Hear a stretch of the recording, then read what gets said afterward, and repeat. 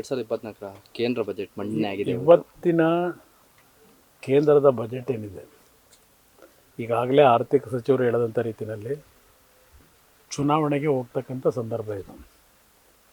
ಇಂದಿನ ಹಲವಾರು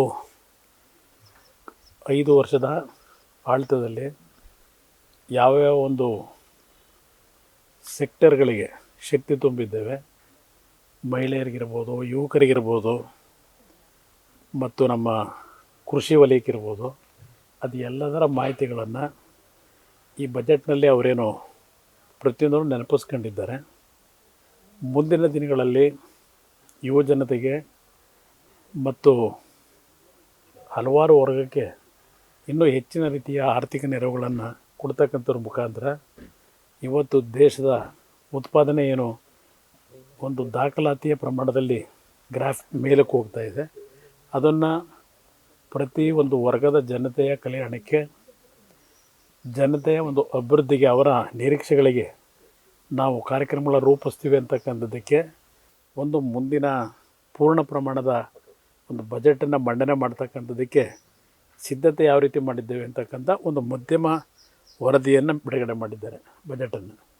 ಇಂದ ಇವತ್ತಿನ ಅವರ ಪೂರ್ಣ ಪ್ರಮಾಣದ ಬಜೆಟ್ನಲ್ಲಿ ಇವತ್ತು ಹಲವಾರು ವರ್ಗಕ್ಕೆ, ಅದು ಮೀನುಗಾರಿಕೆ ಮಾಡ್ತಕ್ಕಂಥದ್ದಿರ್ಬೋದು, ಪ್ರವಾಸೋದ್ಯಮದ ಹಿನ್ನೆಲೆಯಲ್ಲಿ ಈಗೇನು ಮಾಲ್ಡೀವ್ಸ್ನಲ್ಲಿ ಇತ್ತೀಚೆಗೆ ನಡೆದಂಥ ಒಂದು ಗೊಂದಲ, ಇದೆಲ್ಲವನ್ನು ದೃಷ್ಟಿಯಲ್ಲಿಟ್ಕೊಂಡು ಕರಾವಳಿ ಪ್ರದೇಶಗಳಲ್ಲಿ ಯಾವ ರೀತಿ ಪ್ರವಾಸೋದ್ಯಮಕ್ಕೆ ಹೆಚ್ಚಿನ ಆದ್ಯತೆಯನ್ನು ಕೊಡೋದ್ರ ಮುಖಾಂತರ ಉದ್ಯೋಗಗಳನ್ನು ಸೃಷ್ಟಿ ಮಾಡ್ತೀವಿ ಅಂತಕ್ಕಂಥದ್ದು. ಮೀನುಗಾರಿಕೆ ಇರ್ಬೋದು, ಅಗ್ರಿಕಲ್ಚರ್ ಸೆಕ್ಟರ್ನಲ್ಲಿ ಇವತ್ತು ಹಲವಾರು ಒಂದು ಧಾನ್ಯಗಳನ್ನು ಬೆಳೀತಕ್ಕಂಥದ್ದಕ್ಕೆ, ಅದು ಎಣ್ಣೆ ಕಾಳುಗಳಿರ್ಬೋದು, ಹಲವಾರು ಧಾನ್ಯಗಳನ್ನು ಬೆಳೆಯತಕ್ಕಂಥದ್ದಕ್ಕೆ ಒಂದು ರೂಪನಕ್ಷೆ, ನೀಲಿನಕ್ಷೆಯನ್ನು ಸಿದ್ಧಗೊಳಿಸಿದ್ದೇವೆ ಅಂತಕ್ಕಂಥದ್ದು. ಈ ಎಲ್ಲ ಸುದೀರ್ಘವಾಗಿ ಒಂದು ಕಾಲಮಿತಿಯಲ್ಲಿ ಇವತ್ತು ಅವರ ಭಾಷಣದ ಒಂದು ಸೀಮಿತವನ್ನು ಮಾಡಿದ್ದಾರೆ. ಆದರೂ ಅದರಲ್ಲಿ ಮುಂದಿನ ಒಂದು ದೃಷ್ಟಿ ಅವರಲ್ಲಿ ಏನಿದೆ ಒಂದು ದೇಶದ ಪ್ರಗತಿಗೆ, ಅದೆಲ್ಲದರ ಬಗ್ಗೆ ಮಾಹಿತಿಯನ್ನು ಕೊಟ್ಟಿದ್ದಾರೆ. ಚುನಾವಣೆ ನಂತರ ಪೂರ್ಣ ಪ್ರಮಾಣದ ಬಜೆಟನ್ನು ಮಂಡನೆ ಮಾಡಿದಾಗ ಸಂಪೂರ್ಣವಾದಂಥ ಒಂದು ಮಾಹಿತಿಗಳು ಎಲ್ಲರಿಗೂ ದೊರಕುತ್ತೆ ಅನ್ನೋದು ನನ್ನ ಅಭಿಪ್ರಾಯ. ಕರ್ನಾಟಕಕ್ಕೂ ಅಂದರೆ ಹೆಚ್ಚಿನ ನಿರೀಕ್ಷೆ ಇತ್ತು, ಆ ನಿರೀಕ್ಷೆ ಇಲ್ಲ, ಇದು ಮಧ್ಯಮಾವಧಿಯ ಬಜೆಟ್. ಅವರೇ ಹೇಳಿದ್ದಾರೆ ವೋಟ್ ಆನ್ ಅಕೌಂಟ್ ಅಂತ ಹೇಳಿ.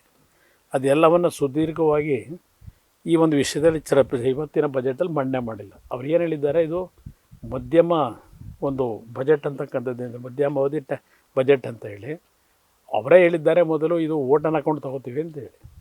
ಬಹುಶಃ ಮುಂದೆ ಚುನಾವಣೆ ನಂತರ ಕರ್ನಾಟಕದ ಹಲವಾರು ಸಮಸ್ಯೆಗಳು ನನಗೂ ಗೊತ್ತಿದೆ, ಏನೇನು ಎಲ್ಲಿ ನಮಗೆ ಅನ್ಯಾಯ ಆಗಿದೆ ಅಂಥೇಳಿ.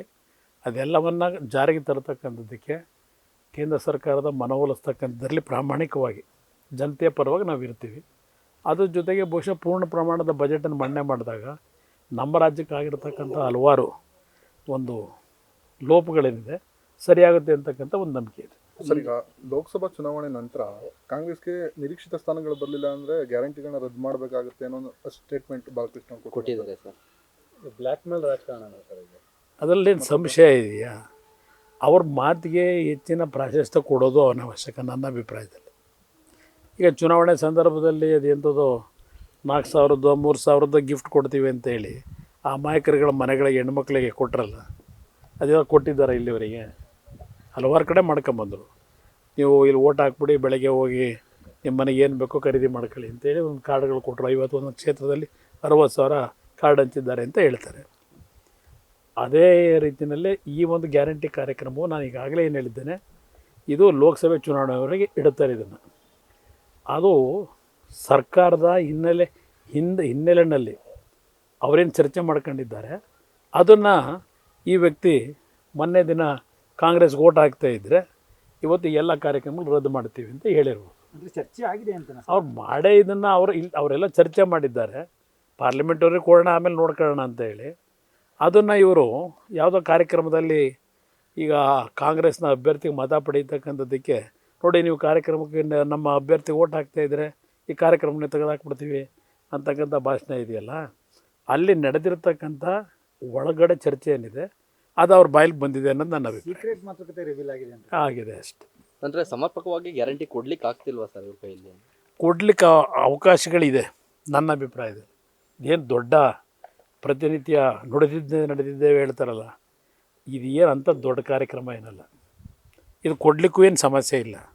ಆದರೆ ಈ ಕಾರ್ಯಕ್ರಮವನ್ನು ಜಾರಿಗೆ ತರಬೇಕು ಅಂತೇಳಿ ಅವರು ಘೋಷಣೆ ಮಾಡಿ ಸರ್ಕಾರ ರಚನೆ ಆದ ನಂತರ ಸರಿಯಾದ ಮಾರ್ಗದಲ್ಲಿ ಹೋಗಿದ್ದರೆ ಈ 5 ಕಾರ್ಯಕ್ರಮವನ್ನು ಇನ್ನೂ ಅತ್ಯಂತ ಯಶಸ್ವಿಯಾಗಿ ನಿರ್ವಹಣೆ ಮಾಡೋದ್ರ ಜೊತೆಗೆ ರಾಜ್ಯದ ಅಭಿವೃದ್ಧಿಗೂ ಹಲವಾರು ರೀತಿಯ ಆರ್ಥಿಕ ನೆರವನ್ನು ಕೊಡಲಿಕ್ಕೆ ಅವಕಾಶ ಇತ್ತು.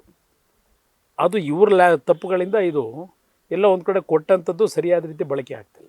ಬಿಜೆಪಿ ಅಕ್ಷತೆ ಕಾಳಿಗೆ ನೀವು ಓಟ್ ಹಾಕೋದಾದ್ರೆ ನಾವು ಕೂಡ ದೇವಸ್ಥಾನ ಕಟ್ಬಿಟ್ಟು ಓಟ್ ಹಾಕ್ಸ್ಕೊತೀವಿ. ಶುರು ಮಾಡಿ ಕಟ್ಟಿ ನೀವೂ ಅಲ್ವೇ. ಅವರ ನಿಮಗೆ ಆ ಅಕ್ಷತೆ ಕಾಳು ಕೊಟ್ಟರು ಅಂತ ಓಟ್ ಹಾಕ್ತಾರೆ ಅಂತ ನಿಮ್ಮ ಭಾವನೆ ಇದ್ದರೆ ನೀವು ಅಕ್ಷತೆ ಕಾಳು ಕೊಟ್ಕೊಂಡು ಇಟ್ಕೊಂಡಿರೋದೇನು? ನೀವು ಅಕ್ಷತೆ ಕಾಳು ಕೊಟ್ಕೊಂಡೇ ಓಟ್ ಹಾಕ್ಸ್ಕೊಳ್ಳಿ. ನಾವು ಅಕ್ಷತೆ ಕಾಳು ಕೊಡ್ತೀವಿ, ಓಟ್ ಹಾಕಿ ಅಂತ ಕೇಳ್ಕೊಳ್ಳಿ. ಈಗ ಅವರ ಅಕ್ಷತೆ ಕಾಳಿಗೆ ಜನ ಓಟ್ ಹಾಕೋದಾದ್ಮೇಲೆ ನಿಮ್ಮ ಅಕ್ಷತೆ ಕಾಳಿಗೆ ಜನ ಓಟ್ ಹಾಕಲ್ವಾ? ನೀವು ಒಂದು ಪ್ರಯೋಗ ಮಾಡಿ ನೋಡೋಣಂತೆ. ರಾಮನಗರದಲ್ಲಿ 20 ಎಕರೆಯಲ್ಲಿ ರಾಮ ಮಂದಿರ ಕಟ್ತೀವಿ ಅಂತ ಅನೌನ್ಸ್ ಮಾಡಿ ಕಾಂಗ್ರೆಸ್ ಶಾಸಕರು 20 ಎಕರೆನಲ್ಲಿಂದ 100 ಎಕರೆಲಿ ಕಟ್ಟಿ ನನ್ನ ಬೆಂಬಲ ಇದೆ. ಎಂಟೈರ್ ಬೆಟ್ಟ ಎಲ್ಲ ಕಂಪ್ಲೀಟ್ ಎಲ್ಲ ಒಂದು ದೊಡ್ಡ ಮಟ್ಟದ ಪ್ರವಾಸೋದ್ಯಮ ಮಾಡಲಿಕ್ಕೆ ಏನು ಬೇಕೋ ಕಾರ್ಯಕ್ರಮ ತಗೊಂಬನ್ನಿ, ನಂದು ಧ್ವನಿ ನಿಮ್ಮ ಪರವಾಗಿದೆ. ವಿರೋಧ ಮಾಡ್ತಿದ್ದವರು ಈಗ ಇದ್ದಕ್ಕಿದ್ದಂಗೆ ಚುನಾವಣೆ ಆಗೋರಿಗೆ ಹೇಳ್ತಾರೆ, ಚುನಾವಣೆವರೆಗೆ ಹೇಳ್ತಾರೆ. ಈಗ ಅಲ್ಲೆಲ್ಲೋ ಆರಬೆಲೆಯಲ್ಲಿ ದೇವಸ್ಥಾನ ಕಟ್ಟಿದ್ರ? ಆರಬೆಲೆಯಲ್ಲಿ ಕಟ್ಟಿರೋದು ಯಾವುದು? ಹಾಂ, ಯೇಸು ಕ್ರಿಸ್ತನ ಕಟ್ಟೋದು. ಯಾಕೆ ಕಟ್ಕೊಂಡು ಇಟ್ಕೊಂಡವ್ರು ಅದನ್ನ? ಅಲ್ಲಿ ಚರ್ಚ್ ಒಳಗೆ ಏನು ಇಟ್ಕೊಂಡಿದ್ರು ಭಾಳ ವರ್ಷಗಳು? ಏನು ತಗೊಂಡೋಗಿ ಇಟ್ಕೊತಾರೆ ಚರ್ಚ್ ಒಳಗೆ? ಗೊತ್ತಿಲ್ಲದೆ ಇರೋದ? ಚರ್ಚ್ ಕಟ್ಟಿದ್ದು ಆ ದೇವ್ರ ಮೇಲಿರೋ ಭಕ್ತಿಗಲ್ಲ, ಯೇಸು ಮೇಲಿರೋ ಭಕ್ತಿಗಲ್ಲ. ಚರ್ಚ್ ಹೆಸರಿನಲ್ಲಿ ಕಟ್ಕೊಂಡ್ರೆ ಇಲ್ಲಿ ಮಾಡಿರ್ತಾರಲ್ಲ ಅಕ್ರಮ ಎಲ್ಲ ತಗೊಂಡೋಗಿ ಇಟ್ಕೋಬೋದಲ್ಲ, ಅದಕ್ಕೆ ಮಾಡಿ ಇಟ್ಕೊಂಡವ್ರಲ್ವ. ಭಯ ಶುರುವಾಗಿದೆ ಅಂತ ಸರ್ ಆಗಿದ್ರೆ ಭಯ ಶುರುವಾಗಿದೆ. ರಾಮನ ನೋಡಿ, BJP JDSನ ಹೊಂದಾಣಿಕೆ ಅಂತಕ್ಕಂಥದ್ದು ಈಗೇನು ತೀರ್ಮಾನ ಆಗೋಗಿದೆ. ಇವ್ರು ಏನೇ ತಿಪ್ಪರ್ಲಾಗ ಹಾಕೋದು, ಏನೇ ಜನಗಳಿಗೆ ಅದು ಕೊಡ್ತೀವಿ, ಇದು ಕೊಡ್ತೀವಿ, 10 ಕೋಟಿ ಕೊಡ್ತೀವಿ, 20 ಕೋಟಿ ತಂದಿದ್ದೀವಿ, ಈಗ ಕೆಲಸ ಶುರು ಮಾಡಿಸ್ತೀವಿ ಅಂದರು. ಜನ ತೀರ್ಮಾನ ಮಾಡಿದ್ದಾರೆ. ಬೆಂಗಳೂರು ಗ್ರಾಮಾಂತರದಲ್ಲಿ ಇವತ್ತು ಮೈತ್ರಿ ಪಕ್ಷಗಳ ಅಭ್ಯರ್ಥಿ ಗೆಲ್ತಕ್ಕಂಥದ್ದು ಜನ ಆಶೀರ್ವಾದ ಮಾಡ್ತಾರೆ, ಅದರಲ್ಲಿ ಯಾವ ಸಂಶಯ ಇಲ್ಲ. If you like this video ಬೇಗ ಲೈಕ್ ಮಾಡಿ, ಕಾಮೆಂಟ್ ಮಾಡಿ, ಶೇರ್ ಮಾಡಿ ಹಾಗೂ ಯೋಯೋ ಟಿವಿ ಕನ್ನಡವನ್ನು ಸಬ್ಸ್ಕ್ರೈಬ್ ಮಾಡಿ.